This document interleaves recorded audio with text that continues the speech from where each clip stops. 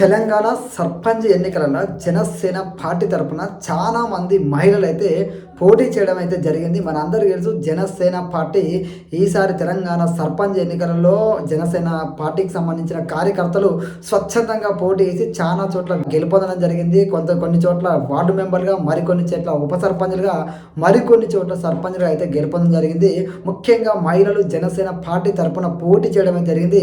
ఇందులో ఎంతమంది పోటీ చేసి గెలుపొందడం జరిగింది, ఎంతమంది సర్పంచ్ అభ్యర్థులుగా పోటీ చేశారు, అసలు ఎక్కడెక్కడి నుంచి మహిళలు జనసేన పార్టీ తరఫున పోటీ చేయడం జరిగింది, ఎక్కడెక్కడి నుంచి ఎవరెవరు పోటీ చేశారు, వాళ్ళ వివరాలు ఏంటి, ఏ జిల్లా, ఏ నియోజకవర్గం, ప్రతిదీ అయితే ఈ వీడియోలో మాట్లాడుకుందాము. టాపిక్లోకి వెళ్ళబోయే ముందు దయచేసి ఒక లైక్ ఇవ్వడం మర్చిపోకండి. వీడియో పూర్తిగా ఉండి నచ్చితే మాత్రం మీ విలువైన కామెంట్ తెలియజేయండి. మన ఛానల్ని అయితే సబ్స్క్రైబ్ చేసుకోండి.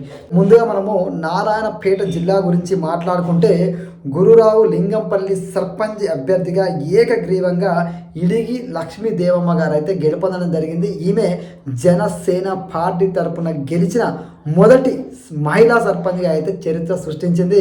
నిజంగా అసలు జనసేన పార్టీ తరఫున ఒక మహిళ పోటీ చేసి ఏకగ్రీవంగా గెలుపొందడం అనేది నిజంగా గ్రామ స్థాయిలో జనసేన పార్టీ బలాన్ని తెలియజేస్తుంది. ముఖ్యంగా ఈ లక్ష్మీదేవమ్మ గారు మొదటిసారిగా జనసేన పార్టీ నుంచి గెలిచిన మొదటి సర్పంచ్ అభ్యర్థిగానైతే నిలిచింది. అదేవిధంగా పాలకుర్తి నియోజకవర్గం బమ్మెర గ్రామం నుంచి సర్పంచ్ అభ్యర్థిగా జనసేన కార్యకర్త ప్రశాంత్ రెడ్డి వాళ్ళ అమ్మగారు మేడిద శోభ గారు జనసేన పార్టీ తరఫున ఉమ్మడి వరంగల్ జిల్లా పాలకుర్తి బమ్మెర గ్రామం నుంచి పోటీ చేసి ఆమె ఓడిపోయినప్పటికీ నిజంగా జనసేన పార్టీ తరఫున ఉమ్మడి వరంగల్ జిల్లాలో సర్పంచ్గా పోటీ చేసిన మొదటి మహిళగా కూడా వరంగల్ గడ్డ నుంచి పోటీ చేసిన వ్యక్తి అని అయితే ఆమె రికార్డు అయితే సాధించింది. ఓడిపోయినప్పటికీ జనసేన పార్టీ వరంగల్ జిల్లాలో ఒక మహిళ కూడా పోటీ చేయడం అనేది గ్రామ స్థాయిలో నిజంగా జనసేన పార్టీ తరఫున ఏ విధంగా మహిళలు ముందుకొస్తున్నారో ఇది ఒక నిదర్శనం. మరొక వైపు జడ్చెల్ల నియోజకవర్గం నవాపేట 3వ వార్డులో జనసేన పార్టీ తరపున శ్రీమతి శివాజీ యామిని గారు అయితే గెలుపొంది ఏకంగా పోటీ చేయడమే కాదు, యామిని గారు గెలుపొంది నిజంగా జనసేన పార్టీ జడ్చెల్ల జిల్లాలో కూడా ఉంది అని ఆమె నిరూపించింది. వైపు మధిర నియోజకవర్గం బోనకల్ మండలం నారాయణపురం గ్రామంలో 3వ వార్డు మెంబర్గా శ్రీమతి పొన్నం రోజా గారు గెలిచి మధిరలో కూడా జనసేన పార్టీ ఉన్నది అని చెప్పేసి ఆమె కూడా గెలిచి మరి వార్డు మెంబర్గా నిరూపించారు. అదేవిధంగా రామగుండం నియోజకవర్గం కుక్కల గూడూరు గ్రామ పంచాయతీ సర్పంచ్ అభ్యర్థిగా కనగంటి మంగళ గారు కూడా పోటీ అయితే చేయడం జరిగింది. నిజంగా రామగుండంలో కూడా ఒక మహిళ పోటీ చేయడం అనేది మనందరం హర్షించవచ్చు. శాంతిగూడెం అనే గ్రామ సర్పంచ్ అభ్యర్థిగా వీర మహిళ రామావత్ పద్మావతి గారు కూడా సర్పంచ్ ఎన్నికల్లో పోటీ చేసి అక్కడ కూడా జనసేన పార్టీ ఉందని ఆమె కూడా నిరూపించింది. అదేవిధంగా జగిత్యాల నియోజకవర్గం సారంగపూర్ మండలం లక్ష్మీదేవిపల్లె గ్రామ పంచాయతీ నుంచి 7వ వార్డు మెంబర్గా మమతా జైపాల్ రెడ్డి గారు కూడా విజయకేతనం అయితే ఎగరవేశారు. జనసేన పార్టీ నుంచి జగిత్యాల జిల్లాలో కూడా వార్డు మెంబర్గా పోటీ చేసి అయితే గెలవడం జరిగింది ఒక మహిళా సోదరి కూడా. అదేవిధంగా దేవరకొండ నియోజకవర్గంలోని కొర్రతండ గ్రామ పంచాయతీ సర్పంచ్ అభ్యర్థిగా సింధు చందు నాయక్ గారు కూడా పోటీ చేసి జనసేన పార్టీ దేవరకొండ నియోజకవర్గంలో కూడా పోటీ చేసిన విధానాన్ని వాళ్ళు చూపించడం అయితే జరిగింది.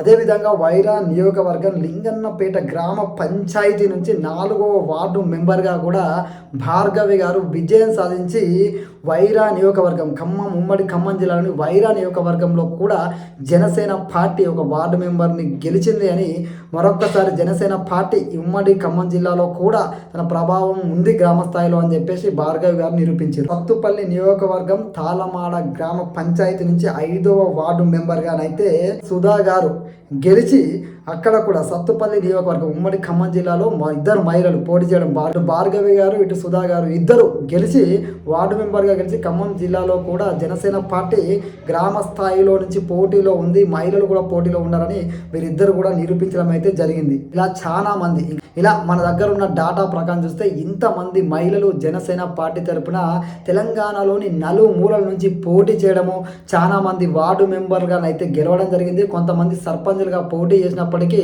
ఆయా పరిస్థితులతో వాళ్ళు గెలవకపోవచ్చు. కానీ జనసేన పార్టీ తరపున మహిళలు కూడా పెద్ద ఎత్తున ఇలా ప్రతి జిల్లా నుంచి నామినేషన్లు వేసి సర్పంచ్ ఎన్నికల బరిలో ఉండడం, చాలామంది వార్డు మెంబర్గా గెలవడం అనేది జనసేన పార్టీ గ్రామ స్థాయిలో మహిళలు కూడా జనసేన పార్టీ వైపు ఏ విధంగా ఉన్నారు, వాళ్ళు ఏ విధంగా జనసేన పార్టీని పవన్ కళ్యాణ్ గారిని ఆదరిస్తున్నారు అనడానికి ఇది. ఎందుకంటే ఇది అనుకోకుండా వాళ్ళు పోటీ చేశారు, స్వచ్ఛందంగా పోటీ చేశారు.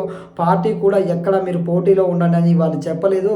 అది జన సైనికుల అభిప్రాయం మేరకు స్వచ్ఛందంగా పవన్ కళ్యాణ్ గారి మీద ప్రేమతోటి అభిమానంతో తెలంగాణ గడ్డ మీద కూడా మేము జనసేన పార్టీ తరఫున పోటీ చేస్తామని పోటీ చేయడమే కాకుండా వార్డు మెంబర్గా గెలవడం, ఉప సర్పంచ్గా గెలవడం, సర్పంచ్గా ఏకగ్రీవం అవ్వడం. నిజంగా వాళ్ళు కొంతమంది గెలవచ్చు, కొంతమంది ఓడిపోవచ్చు. ఓడిపోయినా కూడా వాళ్ళు పోటీ చేయడానికి ఏదైతే ముందుకొచ్చారో మహిళలు ముఖ్యంగా నిజంగా వాళ్ళందరినీ ప్రతి ఒక్కరు అభినందించాల్సింది. ఎందుకంటే జనసేన పార్టీ తరఫున పోటీ చేయడానికి ముందుకు రావడం అనేది పవన్ కళ్యాణ్ గారు కూడా ఎలాంటి సూచన చేయకుండా, అదేవిధంగా పార్టీ నాయకత్వం కూడా సర్పంచ్ ఎన్నికలు తొందరగా రావడంతో వాళ్ళు సన్నద్ధం అవ్వకుండానే, కానీ జన సైనికులు సన్నద్ధమయ్యి, అక్కడ ఉన్న మహిళలు సన్నద్ధమయ్యి పవన్ కళ్యాణ్ గారి మీద ప్రేమతోటి, జనసేన పార్టీ మీద ప్రేమతో, తెలంగాణ గడ్డ మీద ఏదో జనసేన పార్టీ తరఫున పోటీ చేసారో వాళ్ళ ధైర్యాన్ని ప్రతి ఒక్కరు అయితే అప్రిషియేట్ చేయాల్సిందే.